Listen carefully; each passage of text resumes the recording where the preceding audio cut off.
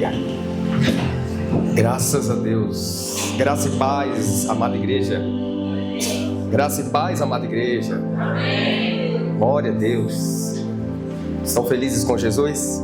Amém. Porque Ele está voltando, hein? Tem que estar feliz. Glória a Deus.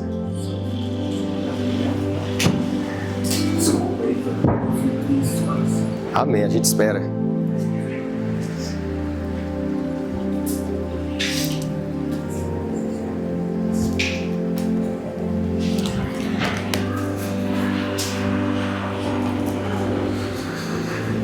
Deixa Deus te usar aí, varão.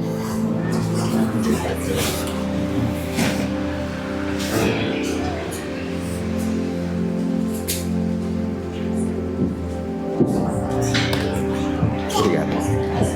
Glória a Deus. Boa noite a todos os irmãos. Que prazer estar aqui novamente. Eu já me sinto em casa pelo fato do curso que a gente já está fazendo há alguns meses. Os meus alunos estão concluindo. Próximo sábado é o último teste final. Glória a Deus, hein? Deus abençoe vocês. Em nome de Jesus. Para mim foi um privilégio, foi uma honra poder semear um pouco do meu conhecimento sobre a oratória. Mas a gente viu que nas aulas não era só oratória, né? Tinha de tudo. Deus se manifestava e a gente fazia de uma aula um culto. E Deus tem sido glorificado. Agradeço o pastor Paulo. Tenho ele como um amigo, já é um amigo. Deus abençoe sua vida de forma especial. A essa igreja amada, vocês têm um bom pastor, viu? Cuidem, zelem. Não é só o pastor que tem que zelar das ovelhas, não. As ovelhas também têm que saber cuidar do seu pastor. Amém? Louvado seja Deus. Quero trazer uma palavra para quem é apaixonado por Bíblia. Nessa noite, eu peço que você redobre sua atenção, porque eu tenho absoluta certeza que Deus tem uma palavra que vai confrontar você, vai mexer com a sua estrutura, porque palavra que não mexe com a estrutura humana, que você não sai ressabiado, refletindo, tem alguma coisa errada. Como C.S. Lewis, um dos grandes teólogos do século XX, disse: se você está à procura de uma religião que te traga conforto, olha para cá, você não pode escolher o evangelho. Não escolha o cristianismo, porque ela não tem conforto, ela não é agradável. E ele ainda disse: procure uma sorveteria e vai tomar sorvete. Lá você vai encontrar o conforto, a delícia e o deleite. O cristianismo é renúncia, é morte do eu, é abnegação. Qualquer outro evangelho que venha para apetecer, que venha para amaciar a carne, o ego, este não é o verdadeiro evangelho. Posso ouvir um amém? Amém. Louvado seja Deus. Abra suas Bíblias no livro de 1 Samuel, capítulo 1. Nós vamos ler dos versículos 1 ao 9. 1 Samuel, capítulo 1. Do 1 ao 9. Eu vou ler na minha versão, que é a King James. Aos que acharem, diga amém, por favor. Amém.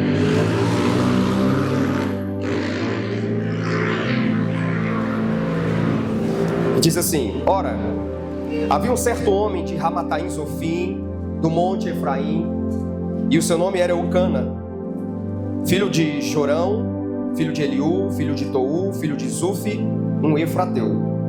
Ele tinha duas esposas. O nome de uma era Ana e o nome da outra Penina. Penina tinha filhos, mas Ana não tinha filhos. E esse homem subia de sua cidade anualmente para adorar e sacrificar ao Senhor dos Exércitos em Siló. E os dois filhos de Eli, Ofni e Finéias, os sacerdotes do Senhor, estavam lá. E quando o tempo de Eucana ofertar chegava, ele dava a Penina, sua esposa, e a todos os filhos e filhas dele, porções. Mas para Ana, ele dava uma porção digna. Em outras versões, uma porção dupla.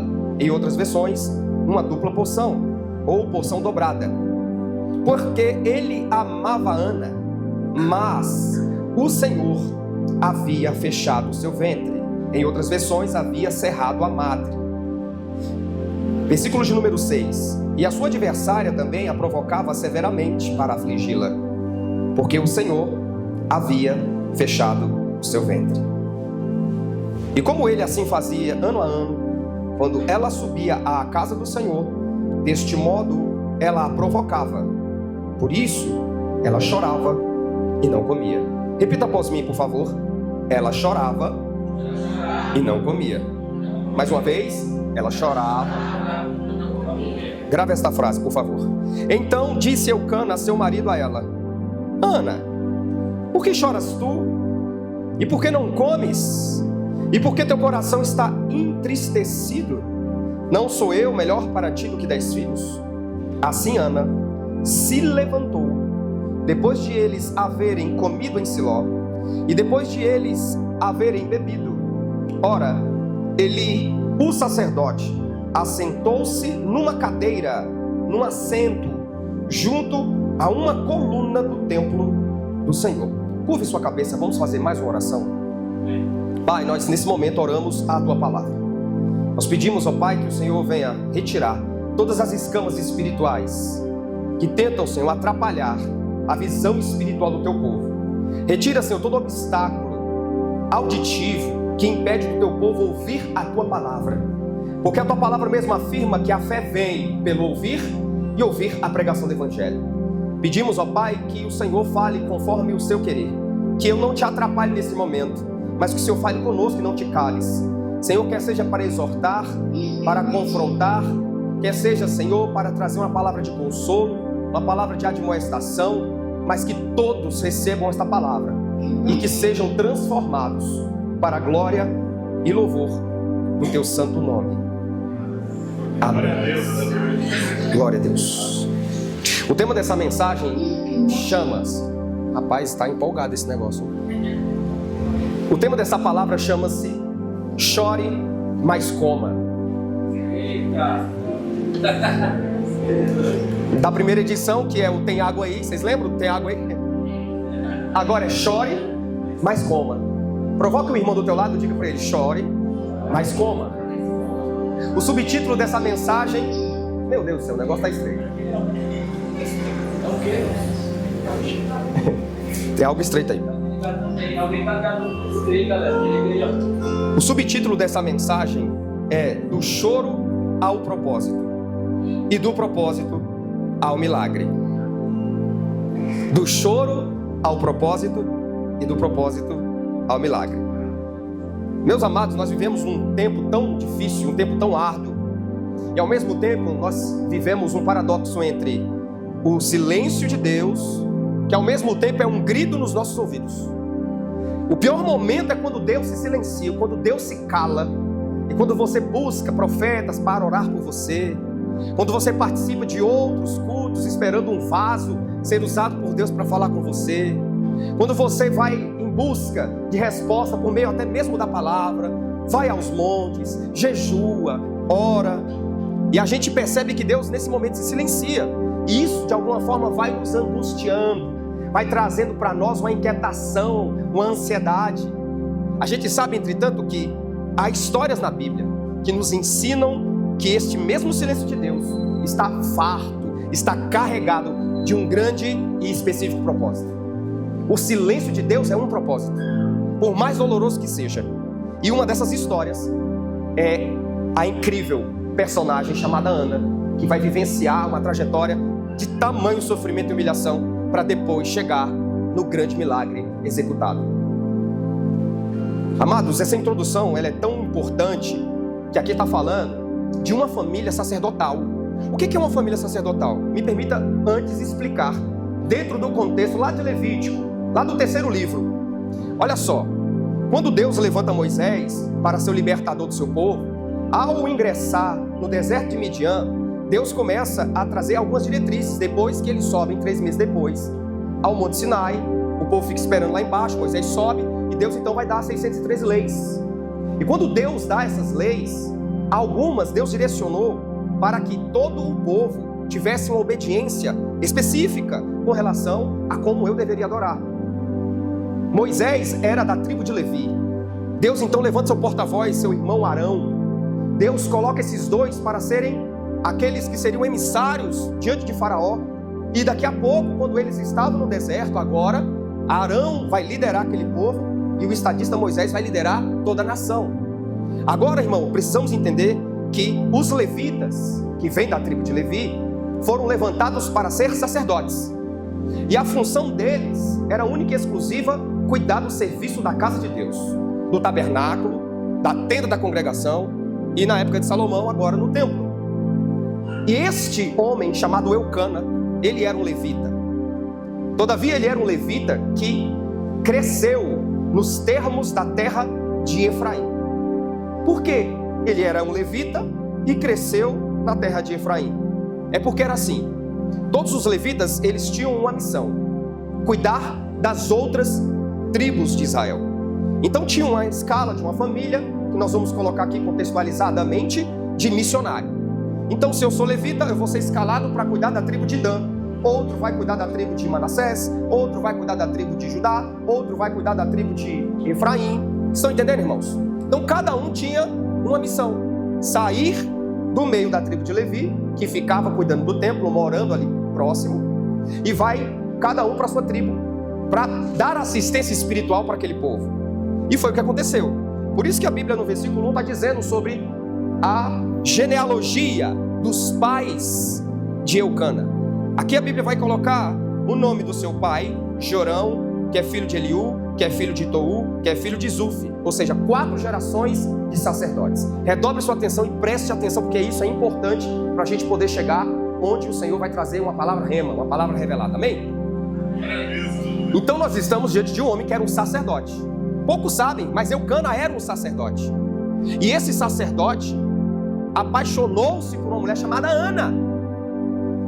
A história vai dizer que quando ele casa-se com ela, passado aproximadamente 5 a 6 anos, ele percebe que aquela mulher é estéril e não poderia dar filho para ele. E aí entra no acordo, segundo a história da tradição judaica, que ele então aceita casar-se com outra mulher. E é onde ele vai casar-se 5 anos depois com Penina. E quando ele casa-se com Penina, já era uma mulher fértil e começou a conceber e dar a ele filhos e filhas. Eles tiveram 10 filhos, 5 meninos, 5 meninas. Só que a Bíblia vai dizer que, ao mesmo tempo em que ele tinha esta Penina, ele tinha a que amava, que era Ana. Todavia ele não amava a Penina, mas ele amava a Ana. Tem alguém entendendo, irmãos? E essa história incrível dessa mulher graciosa, dessa mulher cheia de fé, dessa mulher que tinha uma esperança, uma paciência, uma perseverança tão grande, vai trazer sobre nós agora um contraponto. Era uma mulher estéril e extremamente humilhada, e que teve a sua vida virada ao avesso quando ela teve um encontro sincero com Deus. Deus nessa noite está querendo virar alguém aqui ao avesso, para que você tenha um encontro com Deus, porque da forma natural não está dando efeito. Então Deus tem que apelar, te colocar de cabeça para baixo, te virar ao avesso e começar a transformar a sua vida. Foi isso que ele fez durante os longos 20 anos na vida de Ana. Tem alguém passando por prova aí já nesse período aí, irmãos? 20 anos? Já casou-se com a prova, né, irmãos? É forte. O nome da cidade que ele morava chamava-se Ramataim Zufim. Que nome estranho. Mas eu vou explicar e trazer a tradução de Ramataim Zufim, que ficava nas terras de Efraim, nas colinas, ou seja, era uma cidade montanhosa. Era um cume, era uma colina. E ficava a 24 quilômetros de Jerusalém. E o significado dessa cidade é cidade de montanha dupla, ou de montes gêmeos de Zofim. Esse era o lugar em que Samuel vai nascer, o lugar em que Samuel vai morrer e o lugar em que Samuel vai ser sepultado juntamente com seus pais. O nome Eucana significa adquirido pelo Senhor. Esse descendente da tribo de Coate, dos coatitas, porque era assim: a tribo de Levi tinha as suas separações, um para cuidar dos ofícios sacerdotais, outro para cuidar da parte administrativa, da parte jurídica, da parte social, entregando cestas básicas para as viúvas, os órfãos, para os estrangeiros. Tinha aqueles que tinham o cuidado do ensino e outros da adoração. Os coatitas eram também da adoração. Tinha a tribo de Coré, a tribo de Coate. Esses aqui, um era para o ensino e o outro era para a adoração e louvor. Então, aqui, nesta noite, Deus está levantando um povo que é coatita, que é coraíta, para adorar, para louvar e para ensinar. Glória a Deus. Se você não recebe, Deus recebe por você. Aleluia. Aleluia. Sabendo, pois, que ele era um levita, ele foi levado para cuidar do povo de Efraim, da tribo de Efraim. Samuel futuramente será sacerdote, Samuel futuramente será um profeta, e Samuel será um juiz, o último dessa linhagem. Só que não é sobre Samuel que eu quero falar sobre Ana. Antes mesmo deste jovem rapaz nascer, acontece que tem outra personagem nessa história que se chama Penina. Sabe o que significa Penina? Pérola. Oh, glória. De pérola ela não tinha nada, ela era mais ostra do que pérola. Mas estamos aí diante de Penina. Aí tem Ana, que significa graciosa, aquela que adquiriu favor, uma mulher cheia de graça. E nós temos Samuel, que vai lá no final da nossa história, da nossa ministração, que ele vai aparecer. Temos Eli, Eli quer dizer Deus é, olha só que tremendo. E Samuel quer dizer aquele que é ouvido por Deus, aquele a quem Deus ouviu. Deus ouviu a oração de Ana e deu a ela um Samuel. Esta mulher incompreendida, mas era conhecida por Deus.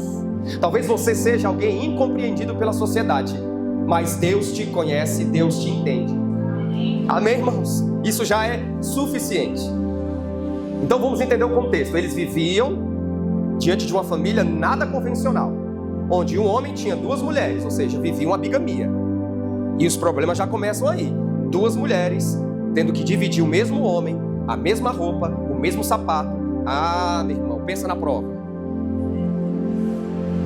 O marido, de forma proposital, tinha acepção de esposa. Ele amava apenas Ana.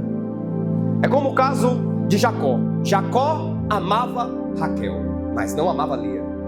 Só que Lia amava Jacó. E a pergunta é: quem Raquel amava? A si própria. Ela não amava ninguém. Ela só queria os benefícios.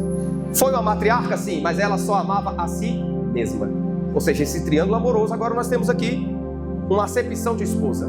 Ana era amada por Eucana, já Penina não era. E isso causava nela uma raiva, um ódio, sabendo que o marido que ela amava não a amava, não era recíproco. Isso fazia com que ela competisse. Ela tinha raiva, era uma rival. A Bíblia, na minha versão, vai dizer que ela era uma adversária. Como é que está na sua Bíblia aí? No versículo de número 6. No versículo de número 6 de 1 Samuel 1, deixa aí por favor, olha o que está dizendo ali daquela versão. É a sua rival. Flamengo e Vasco, Flamengo e Fluminense, Flamengo e Botafogo, São Paulo e Corinthians, São Paulo e Palmeiras, São Paulo e Santos, não é assim? Bahia e Vitória, Internacional e Grêmio, eita glória, Real Madrid e Barcelona, Brasil e Argentina, rival. Quem está entendendo, irmãos? Só que elas moravam debaixo do mesmo teto, da mesma tenda. E nós não estamos falando apenas de um ano, nós estamos falando de 20 anos em que esta mulher chamada Penina, a Bíblia está dizendo no versículo 6, que perseguia, provocava continuamente quando eles subiam à casa do Senhor para adorar. Grava essa expressão. Esse conflito familiar, onde uma era fértil e a outra era estéril, era anualmente. O momento em que o diabo, o momento em que Satanás, porque não tem outra forma de uma mulher provocar de forma tão contínua, que entrava na vida da Penina, é quando ela subia juntamente com seus filhos e filhas, seu esposo e a sua rival, para adorar ao Senhor num lugar chamado Siló. Siló era o local onde estava a tenda da congregação naquela época. É onde o sumo sacerdote Eli era consultado, onde os seus filhos Ofni e Finéias estavam ali servindo, onde os levitas estavam. Amém, irmãos? E é justamente naquele lugar que a Penina provocava Ana. Ou seja, a vida pessoal dessa mulher foi marcada de tamanho desespero, de forma tão terrível, pelo fato de não ter filhos. E Penina sabia disso. O mais incrível é que o versículo 6 e 7 vai repetir uma expressão. Coloca por favor. Versículo 6 e 7 vai repetir uma expressão que vai dizer: porque o Senhor havia cerrado a madre. Coloca o 7 por favor. Olha o que diz o 7. E assim fazia de ano em ano, e todas as vezes que Ana subia para onde, irmãos? Me ajuda a pregar. Para quê? Para adorar. A outra fazia o quê? A irritava. Pelo que? Coloca o versículo 5. Olha o que diz o versículo 5. Ana, porém, dava porção dupla, porque ele a amava, ainda mesmo que quem? O Senhor, continua, a houvesse. Quem deixou Ana estéril? Não foi pombagira, não. Não foi demônio que cerrou a madre. Não foi aguidarreado. Não foi obra de bruxaria, da alta magia. Não teve na encruzilhada, na mata virgem, por terra de cemitério. Não foi. Foi quem, irmãos? O versículo 6 vai reiterar a expressão: porque o Senhor havia cerrado a madre. Nessa introdução já quero trazer uma aplicação para todos nós aqui. Quando nós não temos discernimento em julgar certas situações que ocorrem na nossa vida, nós acabamos dando ênfase ao diabo, quando na verdade não é ele quem está promovendo tribulação, adversidade, confronto, deserto e vales. Mas na verdade é o Senhor, para tratar o nosso caráter. É Deus para esmerar a nossa natureza pecaminosa, para nos lapidar, para nos lixar. E quando a gente não tem discernimento, a gente confunde prova com luta, luta com prova.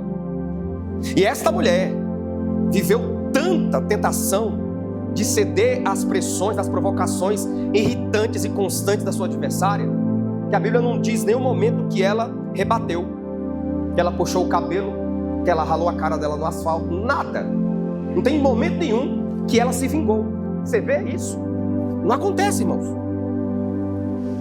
Ela não chamou de inimiga, de zinha, não chamou de piriguete, não chamou de nada, irmão. Ela simplesmente, pelo que a Bíblia diz, da sua ação era chorar e não comer. Portanto, o que a gente vê aqui diante da situação de Ana? Era um sofrimento duplo, porque ela era estéril. E segundo, era humilhada continuamente por Penina. Para não adicionar que a sociedade daquela época, a sociedade judaica, via a esterilidade como sinal de maldição e de vergonha. A Bíblia vai colocar algumas estéreis que vão fazer uma grande diferença na história. Nós temos o caso de Sara, de Rebeca, de Raquel. Agora temos o caso de Ana. Esta mulher aqui viveu o que as matriarcas viveram: sofrimento, angústia, perseguição, pensamento de baixa autoestima. E essas mulheres estavam com depressão. Da mesma sorte, essa mulher que tinha uma vida de aflição e de lágrimas com oração silenciosa. Foi perseguida, irmãos. E não há dúvidas nenhuma, irmãos, que Ana era amada e valorizada por seu marido. Mas ela era estéril. Vai chegar um momento na Bíblia em que nessa história, dos versículos de 1 a 7 principalmente, em que essa mulher vai sofrer tanto quando estão subindo a Siló, que ela vai começar a entregar os pontos. Ela vai começar a liberar algumas características de pessoas que estão com depressão. Porque a pessoa, quando está em alto grau de depressão, ela perde o apetite. Ela faz o que nós chamamos de isolamento social. Ela se trancafia. Ela não responde. Ela não come. Ela só chora copiosamente. Aqui estão essas características de uma mulher que estava no ápice da depressão. Agora no versículo 8, a situação vai mudar um pouco, porque Eucana vai julgá-la. Eucana vai perder a paciência com ela e vai questioná-la, dizendo, versículo 8, acompanhe, por favor. Então disse Eucana, seu marido, a ela: Ana, por que choras tu? Pelo amor de Deus, quantos anos eles estão casados? E somente agora ele vai questioná-la do porquê ela chora. E aí vai a segunda pergunta do repórter. Olha só a segunda pergunta: e por que não comes? Será que ele não percebia que ela estava sem apetite? E aí vem a outra afirmação: e por que teu coração está entristecido? Outro questionamento, aliás. E aí vem a quarta pergunta: não sou eu melhor para ti do que 10 filhos? Olha o narcisista. Eu não sou melhor para você do que os meus 10 filhos, as 5 meninas e os 5 meninos? Eu sou melhor para você do que eles. Eu te amo muito mais do que amo os meus filhos. Ora, por que choras? Por que não comes? Por que teu coração está angustiado, está deprimido, mulher? Olha para mim. Uau. Agora, no meio do caminho, indo a Siló, ou seja, de Ramataim Zofim até Siló, vamos colocar 50 quilômetros aproximadamente. E eles estavam indo para adorar. Só que no meio do caminho, sentada no jumento, era perseguida. E eu tenho certeza que ali havia, se fôssemos colocar essa nomeação, uma alienação parental. Ou seja, Penina falava mal de Ana para todos os seus filhos, do mais velho ao mais novo, falando: olha ali a ventre seco, olha ali a amaldiçoada, olha ali uma mulher que nem Deus gosta dela, porque foi Deus que fechou a madre dela. Eu não sei porque o pai de vocês ainda tem essa mulher, essa praga, essa peste dentro de casa. A Bíblia está dizendo rival, irmãos, então eu estou sendo suave. Eu estou fazendo ainda uma suavidade das palavras, estou sendo ainda eufemista. Para não dizer coisas pesadas, que com certeza tinha xingamento, tinha fofoca no dia de TPM, então a situação dobrava. É forte. É, não é? E Ana não reagia. Então aqui dá para perceber que dentro do temperamento dela possivelmente era uma mulher melancólica ou uma fleumática. Ela não era reativa, porque se ela fosse uma sanguínea, uma colérica, seria tomar lá da cá. Ela não era, já Penina era. É forte ou não é, irmãos? E todos os anos a mesma coisa. 50 quilômetros andando de jumento, ou seja, a estrada mais ou menos de 2, 3 dias.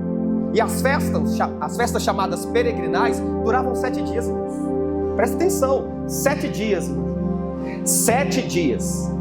Conta aí, são 3 festas anuais, onde toda a família é obrigada a subir para adorar ao Senhor na tenda da congregação.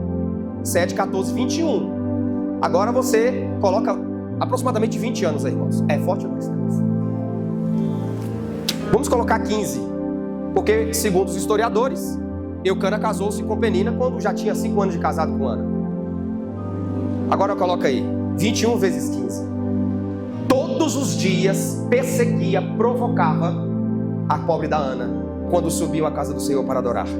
Você já sentiu assim antes de vir para a igreja? Alguém foi usado pelo diabo para te provocar? Alguém foi usado pelo cão, pelo satanás? Já? Pelo cabrunco? Pelo mal cheiroso? Pelo bafomete? Já, irmão? Você está se preparando para ir para a igreja, aparece uma tal visita que há muitos anos não te visitava. Chegava um primo distante lá do Piauí para te visitar. Nem avisa. No horário que você está se arrumando para o culto. E de repente uma briga, porque você não achou sua calça. Porque dos teus 300 sapatos você não achou que você queria vir para a igreja. O pó da maquiagem cai no chão. A chapinha queima. Vou falar, posso falar, irmãos?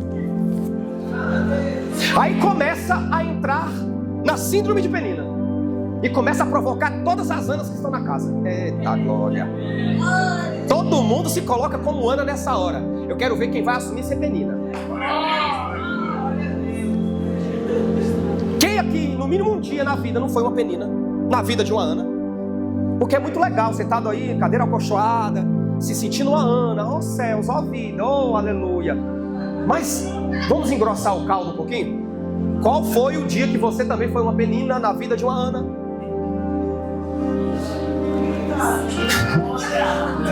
A humildade precede a honra. Amados, isso é tão sério que a primeira festa, chamada festa peregrinal, é a Páscoa. Porque a Páscoa, no dia depois, tem asmos, e no outro dia tem a primícia. Então são 7 dias. Junta essas 3 festas, 7 dias. Aí daqui a pouco vem Pentecostes. Aí daqui a pouco vem Tabernáculos. Essas 3 festas anuais, a pobre da Ana era perseguida por Penina e por todos os filhos dela. Aí eu te pergunto, cadê Eucana para defender a mulher que ele amava? Que amor é esse, irmão? Cadê o Superman nessa hora? Cadê o eu te amo? Estou te dando um prato dobrado, prato de pedreiro, prato de pastor com professor e pedreiro junto. Pensa na prova. Cadê? Porque a Bíblia diz que Ana recebia a porção dobrada, prato maior, prato de crente. Aê. Só que a Bíblia diz que ela só chorava e não comia. Só chorava. Só chorava. Eucana amava. Isso é inegável, nós estamos vendo aqui. Só que ele era incompreensível concernente à sua dor. E sabe o que acontece? Às vezes, as pessoas mais próximas não entendem o peso que carregamos. Eucana tentou consolá-la com meras palavras vazias. Porém, Ana precisava de uma intervenção divina. Só Deus, irmãos, é capaz de tocar em áreas da nossa vida que o homem não consegue tocar. Por melhor que seja a sua intenção, só Deus pode tocar na profundeza da angústia, na profundeza da sua depressão, na profundeza da sua indignação. Só Deus, e nessa noite Deus vai tocar em alguns corações e vai curar e vai arrancar pela raiz toda angústia. A Bíblia diz em Jeremias 17:10, parte A. Jeremias 17:10A, coloca por favor. Eu sou o Senhor que esquadrinha o coração e sonda a mente. Jeremias 17:10. Eu, o Senhor, esquadrinho o coração. Eu provo os pensamentos. Na versão Almeida Corrigida diz: e eu sondo os corações. Tudo isso para dar a cada um segundo suas obras, de acordo com as suas ações. Deus estava sondando, esquadrinhando o coração de Ana, como nessa noite Ele está dizendo: eu esquadrinho o teu coração, eu sondo o seu coração, eu provo os teus pensamentos. Tudo isso para dar a cada um de vocês, segundo suas obras, de acordo com a vida que vocês estão vivendo. Todo mundo tem a vida que merece, irmão. Sabe de algo? O que a sua alma chora, só o céu entende. O que a sua alma hoje está chorando, só o céu consegue entender. Só o Senhor consegue interpretar. Só o Espírito de Deus, com lágrimas silenciosas, cheias de angústia, de súplica, Ele consegue interpretar. Ele consegue levar ao Pai, dizendo: esta lágrima aqui é porque está impaciente, não consegue ver nenhuma saída para os seus problemas. Nós conseguimos entender que nem todo carinho e afeto humano preenche o abismo do vazio que apenas Deus tem poder de preencher. Não é a droga, não é a bebida, não é o sexo ilícito, não é poder, não é fama, não é dinheiro. Porque se assim fosse, quantos famosos estão em centros clínicos tomando medicamento diazepínico, tentando dar cabo da tua vida, e outros já deram cabo da sua vida? Ou seja, não é suficiente. Nós temos na nossa alma uma insatisfação que é só satisfeita pela presença do Espírito Santo. O coração de Ana estava insatisfeito porque cada ano ela orava pedindo apenas um filho. A priori, ela só pedia um simples filho, nada mais do que isso. E a briga era tão feia que Ana chorava e não comia. Um milagre na vida do crente: não querer comer. Você riu porque se identificou, né? Penina aparece como adversária, mas sem perceber, Penina foi um instrumento maravilhoso de levar Ana à condução do milagre. Não peça para Deus afastar de você Penina. Você viu algum momento Deus falando: Senhor, Ana falando: Senhor, mata Penina. Você já viu isso na Bíblia? Não tem. Senhor, no nome de Jesus, coloca doença na megera. Você não vê isso. Porque diante da raiva, queridos, nós estamos falando de 15 anos de perseguição. Ela poderia fazer isso em uma semana. Tem gente que não aguenta nem uma hora, imagina 15 anos. Ainda mais se estiver na TPM, ainda mais se estiver sem dinheiro. É forte, né, irmão? Jesus está caguetando. Amados, não se espante pelo fato de Deus usar a zombaria dos teus inimigos. Não se espante pelo fato de Deus usar o escárnio, o bullying, a afronta do inimigo para te empurrar para o altar.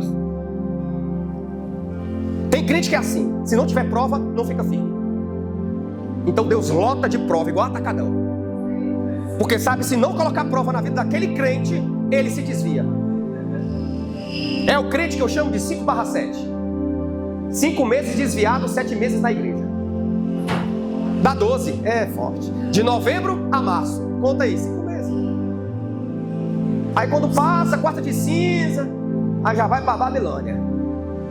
Aí quando dá Black Friday, novembro, dezembro, se desvia de novo.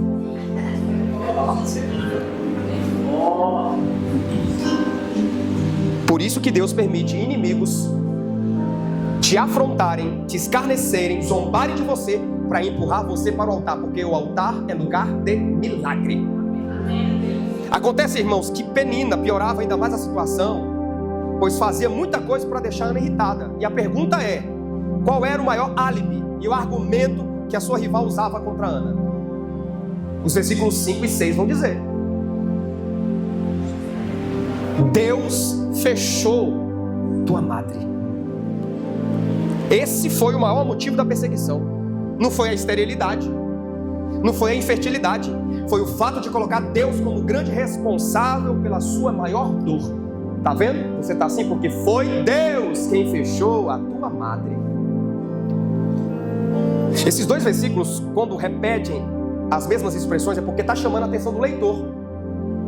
Nesta noite, Deus está nos chamando a atenção para o fato de que o Eterno, Jeová, Adonai, o Elohim, ele cerrou, ele fechou a madre de Ana. Não sabemos qual era a doença. Se era policístico, endometriose. O fato é que aquela mulher era estéril. E ela só pedia um filho. Só que o grande problema de Ana era pedir um filho. Porque Deus não estava olhando para Ana para dar a ela um filho, mas um profeta, um sacerdote e um juiz. Talvez a sua oração está estacionada no mundo espiritual, porque a sua oração está sendo de forma muito egoísta, igual Tiago 4,3 vai dizer: pedis e não recebeis, porque você pede mal, pede para o vosso próprio deleite, umbigo, pede para o vosso próprio ego. Quando você começa a falar: Senhor, me dê esta bênção porque eu quero ajudar no mínimo uma pessoa, porque evangelho é no mínimo servir uma pessoa para beneficiar. Aí pede um carro, Deus dá um carro, e aí não coloca nenhum crente no fim do culto para levar para casa. Na hora que o pastor está dizendo amém na oração apostólica, o irmão já pega o carro e vai embora, e não, justamente para não levar ninguém. Cadê o é forte? O ministério é forte, né? De ano em ano o mesmo conflito. E sabe de uma coisa, irmãos? Às vezes Deus permite peninas na nossa vida para nos impulsionar ao nosso destino. Se você aí assumiu que foi penina no mínimo uma vez, louvado seja Deus pela tua vida. O problema é continuar sendo penina. Chega, né? O problema também é continuar sendo Ana. Porque nós vamos entrar aqui agora na parte em que Eucana vai exortar com 4 perguntas sua esposa, e ela não vai responder também a ele nada. É o momento em que Deus está falando: chega de chorar, para de chorar. Cadê as mães aqui? Cadê o engole o choro? O ministério engole o choro? Não é, irmã? Quem nunca ouviu isso? Engole o choro. É mais fácil perguntar quem nunca falou. Amados, a dor que te fez ajoelhar pode ser a mesma que vai te levar ao milagre. Entretanto, alguém chamaria isso de hipocrisia. Ah, a Ana está indo para Siló para adorar a Deus porque ela quer um filho. Mas eu não chamo isso de hipocrisia. Muito embora eu chamo de dependência, porque por pior que estejam as coisas nas nossas vidas, por piores que sejam as tribulações que estamos enfrentando, é em Deus que tudo se resolve. E é por isso que eu não vou abandonar o lugar de culto. É no culto que eu vou buscar um milagre, no tempo dele, da forma dele, porque o como não é comigo, o como é com Deus. Você poderia dizer para o seu irmão: o como é com Deus. Diga para ele: o como é com Deus, não é problema seu. Eu não vou abandonar o lugar de culto. É o que eu acho extraordinário, queridos, na história desta mulher. Muito embora passando tanta perseguição com aquela que era sua rival, perseguidora, ela não abandonou o lugar de culto. É para cá mesmo que eu venho, porque é aqui que eu vou adorar, é aqui que eu vou louvar. Você errou sim, vem para o culto. Falhou sim, vem para o culto. Caiu sim, vem para o culto. Pecou sim, confessa, deixa e vem para o culto. Se é para Jesus, melhor, aumenta o volume da sua adoração. Chora, coloca o seu vestido, a sua roupa de ver Deus e venha. Coloca o uniforme das senhoras, das obreiras, aleluia. Coloca o paletó, mesmo afundado em angústia, mesmo com um atacadão de problemas, deprimido, Não finja que nada está acontecendo. Venha chorando, mas venha. Porém, coma. Não fique apenas chorando. Vou chegar lá na parte do comer. Todo mundo está querendo saber o comer, né, irmão? Cadê o ministério é forte? Aleluia. Não abandone o lugar de culto. E tudo que Satanás mais quer, pastor Paulo, é que nós abandonemos o lugar de culto. Penina vai com a gente? Não vou não. Dessa vez eu não vou para Páscoa, podem vocês. Eu ir com essa mulher? Jamais. Sangue de Jesus tem poder. Coloque nesse momento no seu coração a adoração. Coloca a devoção acima da angústia, acima da aflição, acima do medo, acima da preocupação. E lance sobre ele todo o jugo pesado, mas não abandone o lugar de culto. A Bíblia diz que eles subiram para adorar em Siló. Olha o que significa a palavra Siló: lugar de paz. Que paz é essa que Ana não tinha? Eu venho para a igreja para receber presença, para receber poder, autoridade, palavra profética, para sair em paz, aquele cargo, aquele jugo pesado sair das minhas costas, receber uma palavra de esperança para a semana. E aí tem um monte de penina na igreja, me perseguindo, me caluniando, fofocando, língua de gravata.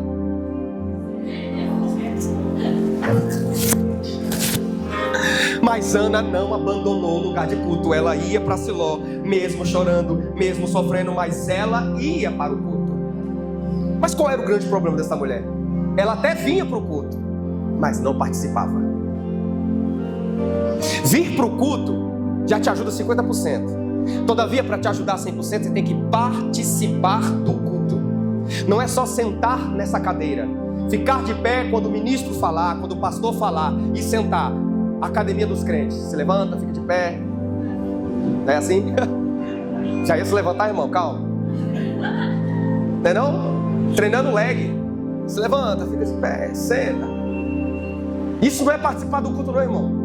O culto, muito embora seja coletivo, mas a adoração é individual. Ana ia para Siló, mas não participava do culto em Siló. O problema dela começou aqui.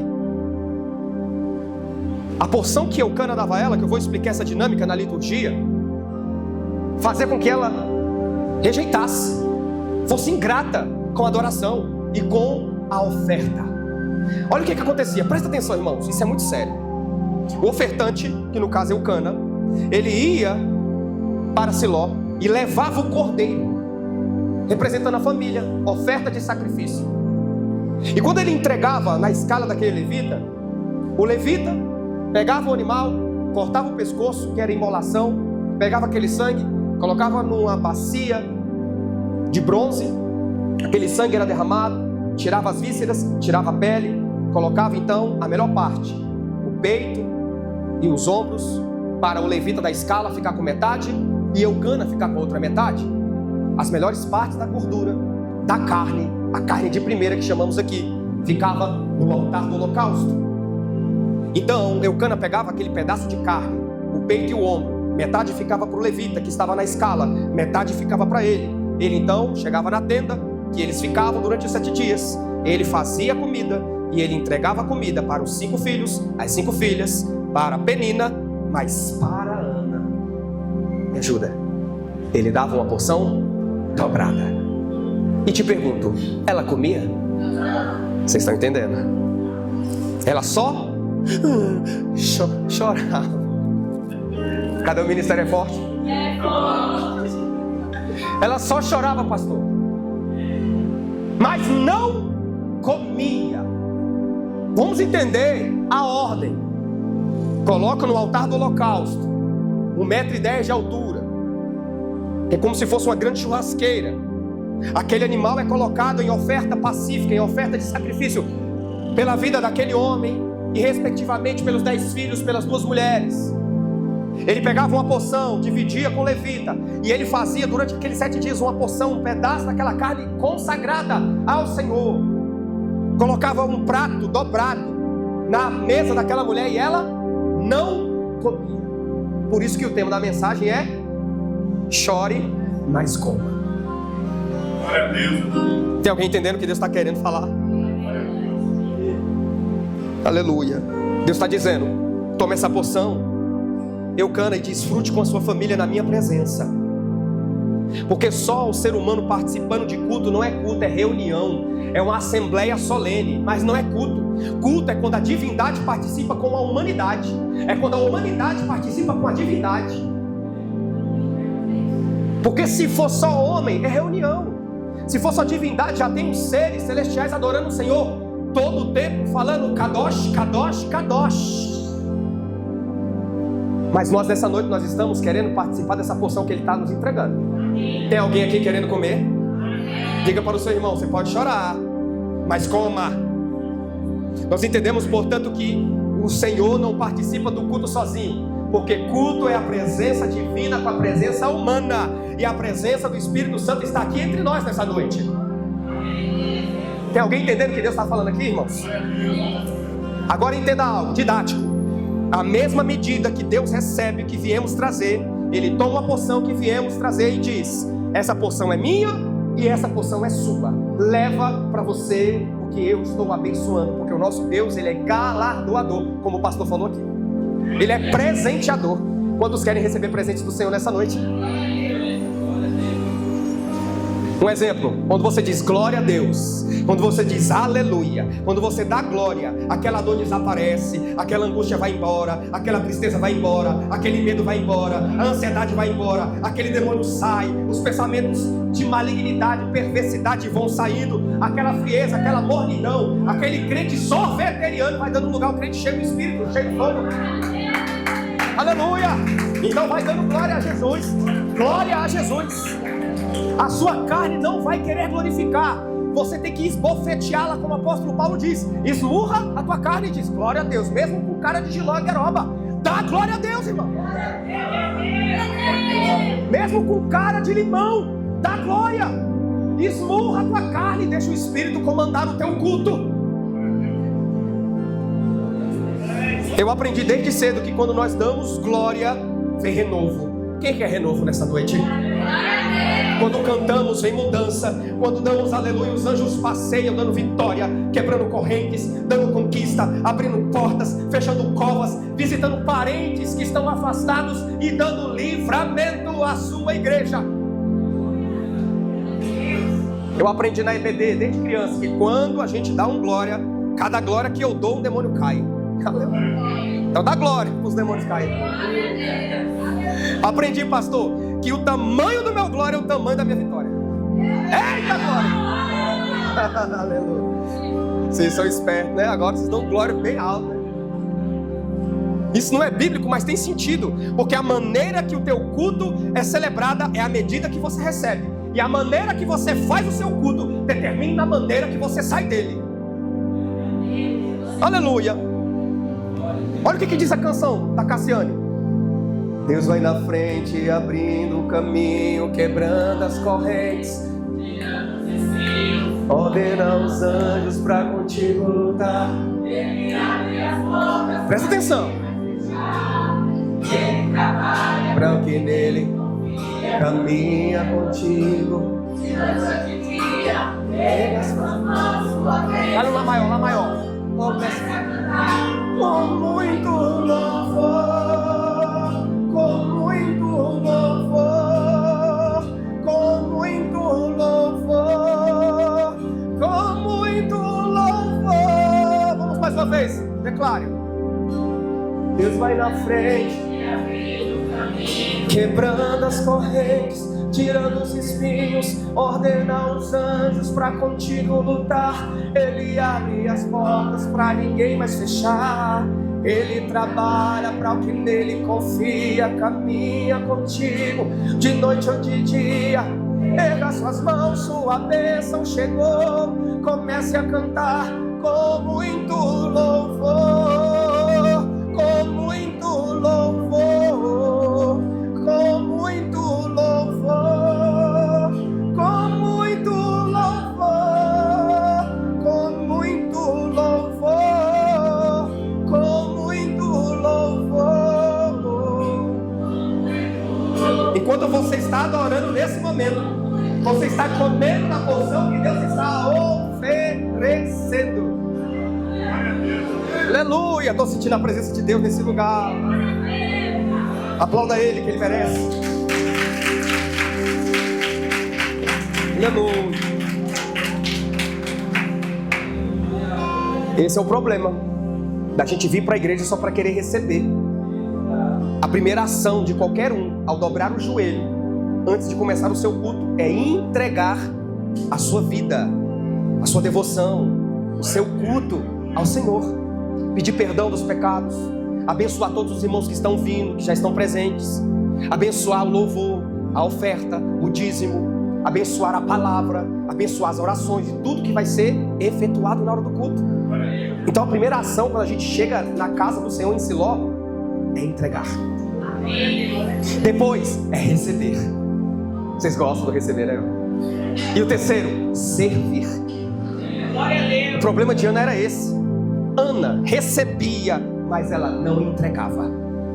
Participava do culto apenas chorando, mas ela não tinha participação efetiva. Ela não entregava nenhum pedacinho do culto, não comia nenhum pedacinho da porção. Agora tem um monte de Ana na igreja, convenhamos, que está presente, mas não participa. Traz os problemas pessoais de casa para a igreja. É igual no trabalho, aprendemos a máxima, né? Não leve seus problemas de casa para o trabalho, não leve seus problemas do trabalho para casa.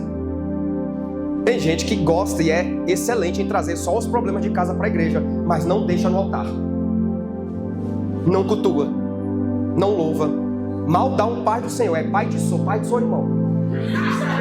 Cadê o ministério é forte? Não, pastor, eu não gosto de louvar, eu gosto de ficar quietinho, eu não gosto de dar glória, eu não curto aplaudir, eu não gosto de gritar glória, eu não gosto de dar aleluia, eu não dou lugar para o Espírito. Eu sou assim, meu jeito assim, vou morrer assim, sou Gabriela. Faça como quiser, você é livre, mas uma coisa eu afirmo a vocês, vai ficar no prejuízo. Porque uma coisa eu aprendi desde quando conheci esse Deus maravilhoso, que quanto melhor é o meu culto, melhor é a resposta. Aleluia! Diga para o seu irmão com toda a educação, melhora o seu culto, que Deus melhora a sua resposta. Ana! Coma, para de chorar, Ana. A maioria das razões que nos impede de cultuar ao Senhor é tristeza por coisas fúteis. Me desculpa falar isso, peço perdão pelo que eu vou dizer agora. A maioria das razões que nos impede de cultuar ao Senhor é por tristezas fúteis. É uma tristeza injustificável. Sabe aquela tristeza por bobagem? Que eu acabei de usar alguns exemplos aqui. Do batom que quebrou, do espelho que rachou, do pneu que estava murcho, da blusa que estava amassada, da carne de primeira que não tinha, reclamou porque tinha só ovo, porque Deus não abriu a porta e você está reclamando porque está desempregado, do médico tendo que sentar de forma fria para você e dar um diagnóstico de uma doença. E qual é a doença? Gripe.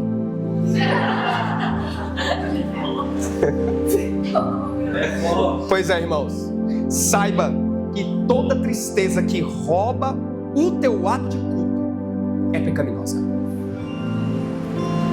Por que você está com essa cara amarrada de giló, com cara de traquinas, irmão? Quebrou minha unha. Por que, irmão, você está assim? Meu time perdeu. Oh, meu Jesus do céu. Vou repetir. Toda tristeza que rouba o teu ato de culto é pecaminosa. Normalmente é por besteira. Tá de cara feia num culto a Deus tão bom, a um Deus tão maravilhoso. Por quê? Ah, porque eu não gostei do ensaio, não gostei da forma que o pastor falou comigo, eu não gostei da cor deste uniforme, eu não gostei do repertório da escala, eu não gostei do jeito que a pastora falou comigo. O pastor passou por mim e não deu paz do Senhor. Oh, graça e paz. Aleluia. Agora, por outro lado, existem aqueles crentes que estão passando por tanta prova, perseguido, caluniado, tá murcho, demitido, doente, em caco, talvez em luto, passando por um tratamento de doença, foi ofendido, está na cadeira de roda, mas não para de glorificar, não para de dar glória a Deus. Eu lembro que no começo da guerra da Ucrânia com a Rússia, teve uma reportagem onde cristãos estavam adorando ao Senhor nas cavernas escondidas dentro da Ucrânia. Eu lembro que no tempo da pandemia, pessoas no sertão do deserto, sertão terrível, querido, não tinha nem comida direito para comer, e eles cultuando ao Senhor e adorando o Senhor, glorificando. Eu lembro que nos cultos da África, a forma de oferta que eles levam normalmente ao altar são frutas verdes, e eles entregam com toda a alegria dançando. Olha a igreja que a gente está, irmão, olha essa bateria, olha esse aquário, olha esse púlpito chique, é forte, olha esse retorno, olha esse violão, olha esse som bonito, olha vocês, gente bonita, olha a cadeira acolchoada, olha a estrutura. Gente, que maravilha. Mora do lado da igreja e chega atrasado. Cadê o ministério? Fala a Deus.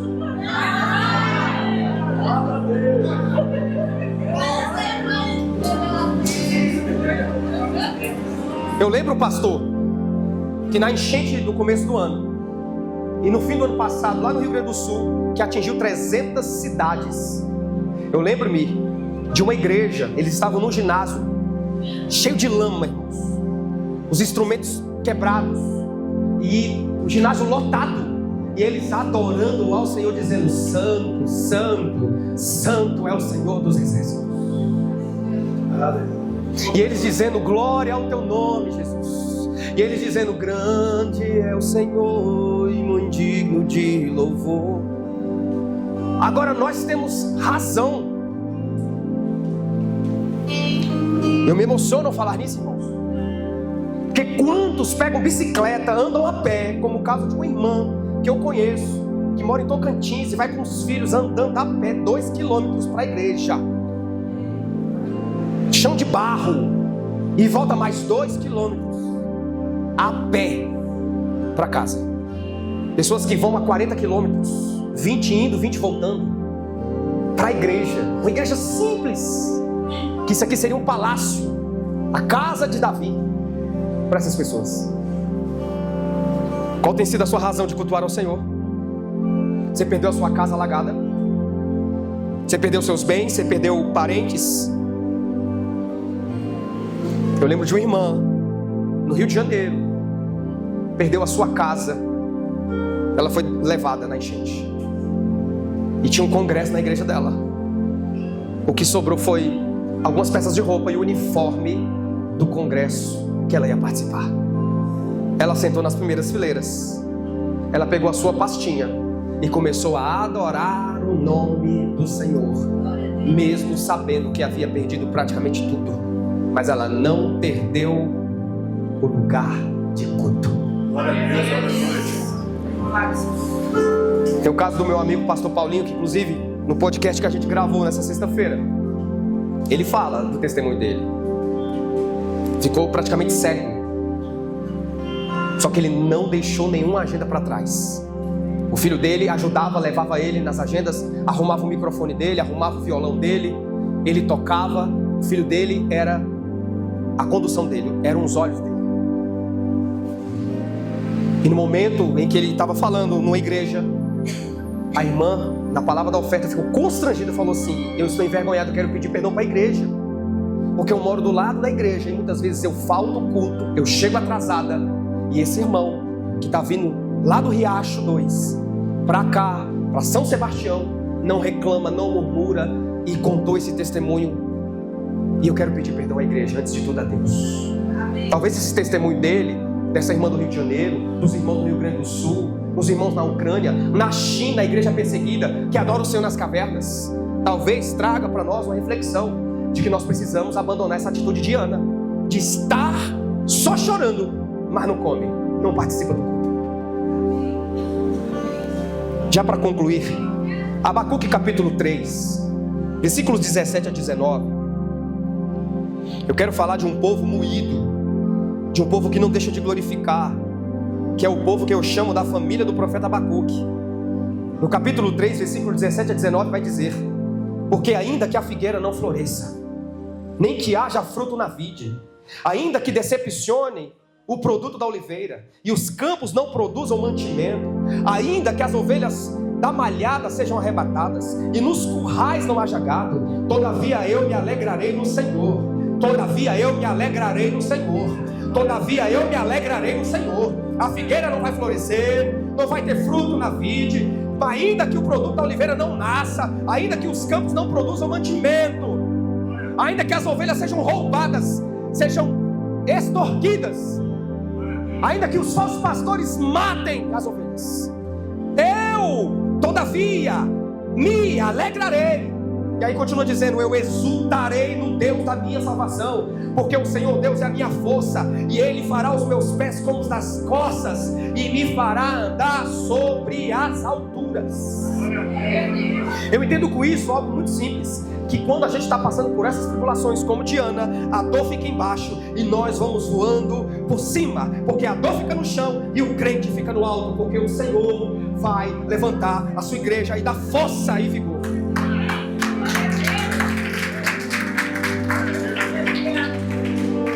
Só que Ana só se lamentava, Eucana e exorta, e o grande problema dela foi esse: focar os olhos apenas na porção desejada, se esquecendo da porção recebida.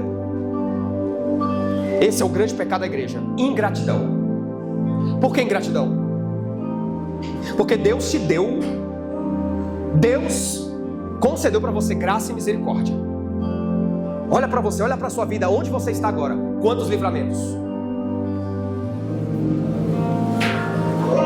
Era para puxar rapa na papuda, no colmeia, era para estar debaixo do pé junto, era para estar aleijado, mas está aqui, íntegro, íntegra, foi livrado pela mão poderosa do grande eu sou, do Senhor dos exércitos. E por que não está comendo da porção que Deus está te oferecendo hoje? Talvez não seja o prato que você quer, mas seja o prato que você precisa comer. O problema de Ana foi esse, irmã. Ela focalizou os olhos apenas na porção desejada. Eu quero um filho, eu quero um filho, eu quero um filho. E ela rejeitou a porção recebida. Prato de porção dupla, do marido que a ama, do homem que fez, dentro da sua limitação, o melhor para poder abençoá-la, para poder satisfazê-la, para poder agradá-la. E não foi suficiente. Não deixem, queridos, que a ausência do que você deseja roube de você a paz daquilo que você já tem. Agradeça o que você já tem. O carro é velho, louvado seja o Senhor. A casa é velha, louvado seja o Senhor. A cozinha já tem 1.300 anos que não troca as mobílias, eletroeletrônica, eletrodoméstico, louvado seja o Senhor. Está querendo fazer um puxadinho na sua casa e não tem condições? Louvado seja o Senhor. Está trabalhando fazendo um bico de tucano? Louvado seja o nome do Senhor. Deus abriu a porta, está com carteira assinada? Louvado seja o Senhor. Ah, mas a casa não é minha, eu pago aluguel. Deus está te dando dinheiro para pagá-lo. Louvado seja o nome do Senhor. Ah, mas eu não moro no apartamento, eu moro no apertamento. Louvado seja o nome do Senhor. Ah, mas eu não tenho casa, eu tenho uma kit crente, a kitnet. Louvado seja o nome do Senhor. Aleluia. Enquanto Deus não te dá, não te conceder a sua casa, Ele não vai deixar faltar dinheiro para pagar o teu aluguel. Melhora o teu glória, que Deus melhora a tua vitória. Enquanto Deus não te der o seu carro, não te deixará faltar dinheiro para o Uber, para o 99, para o metrô, para o ônibus. Vou repetir: não deixe que a ausência daquilo que você deseja roube a paz daquilo que você já tem. Senhor, eu te agradeço pelo meu carro velho, já é adolescente, 15 anos, Senhor. Oh glória, muitas vezes ele está morando na segunda casa, que é a oficina. Louvado seja o teu nome. Pelo menos me trouxe de 43 quilômetros para cá. Eu vou voltar mais 43. Louvado seja. Enquanto o Senhor não quer me dar um carro novo, louvado seja pelo meu tabernáculo móvel chamado Chapolin. Todo mundo tem um apelido de um carro velho, né, irmão? O meu é Chapolin. Não contava com suas astúcias, né, irmão? Eita glória. Irmã Júlia gostou. Diga para o seu irmão, diga para ele: não permita que a porção recebida roube de você o que você já tem. Mais do que orações não atendidas, existem aquelas que já foram atendidas. Mais do que preces não ouvidas, existem aquelas que Deus já ouviu, que Deus já trouxe um grande milagre para você. Fique de pé, por favor. Eu quero colocar aquele louvor.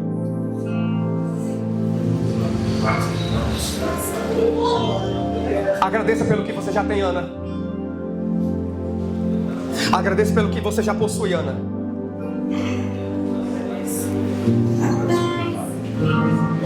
Você que já tem filhos, louve a Deus porque você tem, porque tem mulheres que não têm.